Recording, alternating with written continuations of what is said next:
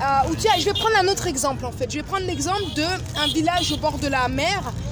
Tous les soirs, il y a des bateaux qui viennent s'échouer parce qu'ils ne voient pas où est le port. Et ils viennent et ils crachent dans les falaises là au bord de la mer et ils viennent s'échouer. Et tous les soirs, c'est la même chose et le village se précipite pour aller aider les marins en détresse. Et pendant ce temps, il y a une petite partie du village qui est occupée à faire autre chose. Ils disent, mais vous faites quoi là? Pourquoi vous venez pas aider? Venez aider, regardez là, les marins, ils viennent s'échouer, vous faites rien. Et en fait, ils se rendent compte après quelques temps que ces gens-là, ils étaient en train de construire un phare pour éclairer toute la baie, pour qu'il n'y ait plus de marins qui viennent s'échouer. Et évidemment, le phénomène des shégé, des kuluna, c'est évidemment tragique, mais on connaît ça, c'est juste le symptôme. La racine de ça, je pense que vous connaissez mieux que moi, que c'est vraiment un problème et d'éducation dans tous les sens, et aussi d'éducation spirituelle. Comment un parent, il a tellement la superstition, il se dit mon enfant il est ensorcelé, je le jette dehors, c'est ça, ouais. Il dit je jette mon enfant dehors parce qu'il en... C'est quoi tout ça? C'est que des vaines chimères, des futiles imaginations, c'est du n'importe quoi. S'ils avaient l'amour de Dieu dans leur cœur, jamais ils arriveraient à des conclusions comme ça. Et donc la racine elle est plus profonde, et on peut aller chercher les shégé un par un dans la rue, où on peut se dire on va maintenant essayer de faire quelque chose bien en amont pour arracher le mal à la racine en fait. Et avec les classes pour enfants, avec une vision véritable de l'adoration, parce qu'aujourd'hui malheureusement la religion elle a été aussi pervertie. C'est utilisé aujourd'hui comme un moyen de faire de l'argent. C'est utilisé aujourd'hui comme un moyen de faire le pouvoir. Effectivement. Et donc la maison d'adoration elle est le symbole de l'adoration pure et sincère comme elle doit l'être en fait. Et les gens qui vont là, ils vont se rappeler c'est quoi le véritable amour de Dieu, c'est quoi la connexion avec le Créateur. Et je pense que ça, c'est quelque chose de puissant qui va vraiment nourrir les cœurs, qui va faire que... Tu veux filmer? Oui. Bon, d'accord. C'est quelque chose de puissant qui va faire que les gens, ils vont pas... à maintenant aller dans des fausses idées de quoi la sorcellerie, quoi, je jette mon enfant dans la rue, tu vois. Et donc il faut vraiment voir cette maison d'adoration comme quelque chose qui vient, c'est le remède au mal et vient s'attaquer à ça dès la racine. Et effectivement, on n'oublie pas les shégé. Je dis pas tout ça parce qu'on oublie les shégé, on les oublie pas non plus, hein. Mais j'essaie de montrer que ce qui propose la communauté Baha'i, c'est quelque chose qui est bien plus profond en fait.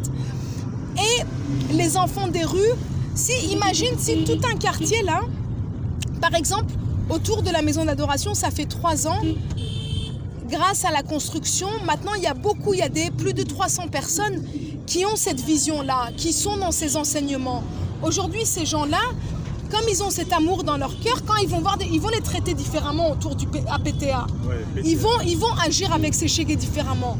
Parce que le problème, c'est pas juste les parents qui jettent leurs enfants dans la rue, le problème, c'est toute la société autour. Comment une société, elle peut laisser ça se passer? Comment une société, elle peut voir quand le voisin, il jette l'enfant dans la rue, il le laisse là? C'est ça aussi. Ouais. C'est pas juste, ça va dans les deux sens. Oh non. Vous comprenez? C'est ça au moins. Là, je comprends. Je voulais dire encore quelque chose. Ouais. Vous prenez des vidéos, moi j'enregistre les audios. Partager avec nous parce que c'est apprentissage pour nous tous. C'est pour cela, ici, dans notre pays, il y a l'agression au niveau des Rwandais, la guerre. Oui. Est-ce que vous parlez aussi, c'est la cause des guerres qui passent au niveau des Rwandais? Non? Tu sais? Vous pouvez reposer la question? Oui, j'ai entendu. L'agression du Rwanda là-bas au Kivu. Oui, là-bas à l'est. Bon, par rapport au niveau de la maison de l'adoration, en fait, oui. Est-ce que vous passez aussi le message là au niveau des maisons de l'adoration, que nous ici au Congo, il faut que nous on prie aussi pour le Congo en fait, parce qu'il y a une agression de guerre au niveau des Rwandais en fait. Oui, c'est une très bonne chose et effectivement même lors de l'inauguration samedi, on a aussi prié pour le Congo bien sûr.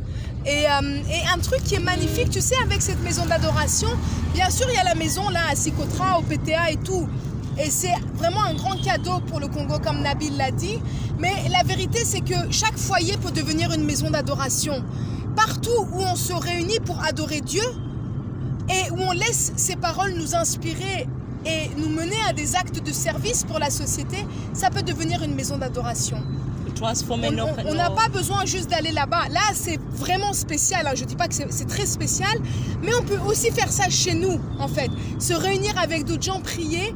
Et tu sais, tu parlais du Rwanda, la plus grande difficulté, c'est cette notion de vous et nous. C'est quand on se considère les uns les autres comme des gens séparés, comme des étrangers. C'est ça aussi le problème. Baha'u'llah, il a dit, ne vous considérez pas comme des étrangers. Vous êtes tous les fruits d'un même arbre et les feuilles d'une même branche. On est vraiment, véritablement tous les frères et sœurs de cette même grande famille humaine. Et quand on se tourne ensemble en adoration vers le même Créateur, on se rappelle que au-delà des ethnies, des tribus, de la couleur de peau, de l'argent dans le porte-monnaie, on est vraiment tous les enfants du même Dieu. Et cette maison d'adoration, que ce soit là, à Sécotra, ou que ce soit dans nos foyers, quand on crée cette culture de dévotion, où ensemble on se tourne vers le Créateur, ça permet petit à petit d'effacer les différences. Et quand on se voit, je vois juste mon frère avec son âme, un autre fils de Dieu en fait, un autre enfant de Dieu. Et plus on va réussir à répandre cette culture dévotionnelle dans nos quartiers, dans nos communes, dans nos villes, dans nos pays, et plus même cette idée de guerre, elle va disparaître puisqu'on va